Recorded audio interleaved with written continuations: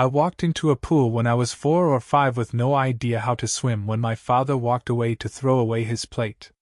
My father is strict and mean, and frequently said no to simple, safe things like popsicles and paint because he didn't want to clean up a mess. I thought that's why he wouldn't let me in the pool party, I'd get wet. So I sank immediately after walking into the pool, didn't even know to hold my breath, and had no idea what was happening. Someone in the pool grabbed me and pulled me up. My father waited until we were in the car to start yelling, and then yelled about making the car wet and embarrassing him at the pool. This is the consequence of always saying no to both mundane things and actual dangers. Kids don't understand the difference. I watched an unsupervised toddler fall into the pool at a party when I was around 9. The mother who jumped in and pulled him out couldn't swim and just jumped in out of maternal instinct when she saw this unknown toddler slip below the surface.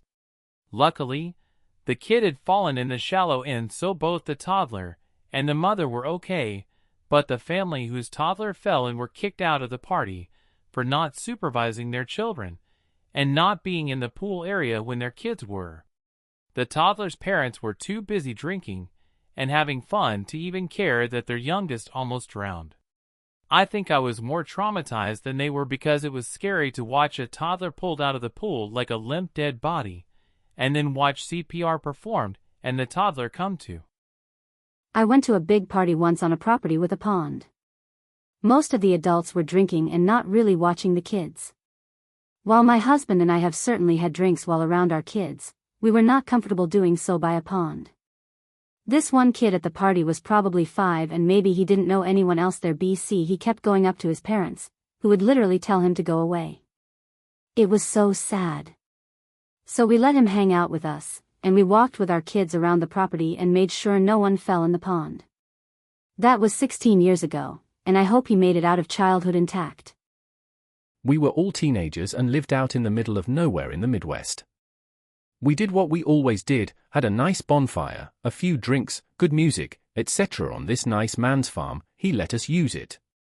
A few of the guys were horsing around, as usual, except one guy tripped. When he tripped, he was reaching out to grab onto anything that he could so he wouldn't land in the fire. As he was falling and grabbing, he accidentally pushed one of the other guys straight into the fire. His whole body was in this massive pit. We all were freaking out. A couple of us grabbed the only cell phone around. This was before cell phones were popular. We didn't even have the Nokia brick yet, and called for help. A few others dragged him out and got hurt in the process. I'll never forget the smell or the way he looked. He looked awake but not here. EMS arrived very quick, considering the location we were at. Cops came, and there was a lot of chaos and crying. Surprisingly, no one ran. The cops confiscated our drinks after taking our statements, drove us home, and told us that they weren't going to ticket us because we might have saved our friend's life. They did, however, state multiple times that they hope we remember this whenever we drink near a fire. And we did do. Our friend survived, but barely. He had expressed multiple times how he wished he died. He looked similar to Nicky Loveder. Nobody ever bullied him and fucked with him, and he was one of the sweetest guys, before the accident and after. Unfortunately, because of the pain he was in during recovery, the depression, and other medical issues from the accident, he became addicted to pain medication. About 2 years ago, I read that he died from a fentanyl, that's the assumption as the drug name was never released, out at the local lake. The friend who accidentally pushed him wasn't doing much better. He lived with the guilt for years. He never drank after that, but he became a bitter, angry, self-destructive, depressed man. He stayed friends with our buddy and vowed to make it up to him. If our friend had any mean bone in his body, he could have easily taken advantage of that, but he never did. The other guy took his own life a few years ago. There were other personal issues that compounded onto his mental state. He died violently.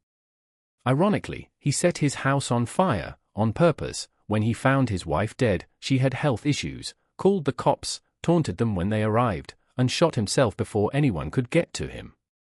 When I was 11 or 12 years old, my little brother sucked down a hard candy while we stood in the hallway in our house.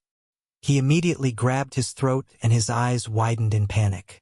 He couldn't say anything and his tongue kept darting out of his mouth. I got behind him and performed the world's most poorly formed, but extremely forceful Heimlich maneuver. The candy shot out of his mouth. He was fine and, true to form, my parents didn't believe the episode ever happened. I still resent that, but am thankful that the Boy Scouts taught me how. This happened to me. I was sneaking a perfectly round candy, kinda flattened, right before dinner and it lodged in my throat. I was probably 7.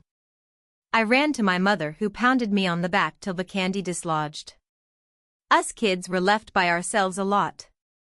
If that had happened almost any other time, the result could have been much more serious. I have never done this, but I've always wanted to do something similar. I worked in a warehouse that had one of, if not the, largest mileage and conveyor systems. We also had these giant, very thick, very rigid totes that would ride the conveyors to get the items from point A to point Z and anywhere in between. These totes could fit a small human in it, easily. There are several downhill slopes, a couple of steep ones too, on this whole system. Anyway, I'm only 5 and so desperately want to hop in one of these totes and go for a ride. I once knew a woman who worked, on the line, in a factory and she had her hand crushed in an accident. She had reached in at the wrong time, also not following whatever safety procedures were supposed to be in use. She was off work for a while and when she went back they were doing an investigation and asked how she did it, so she did it again, with the other hand and crushed that too. Sometimes there is no helping general dumbassery.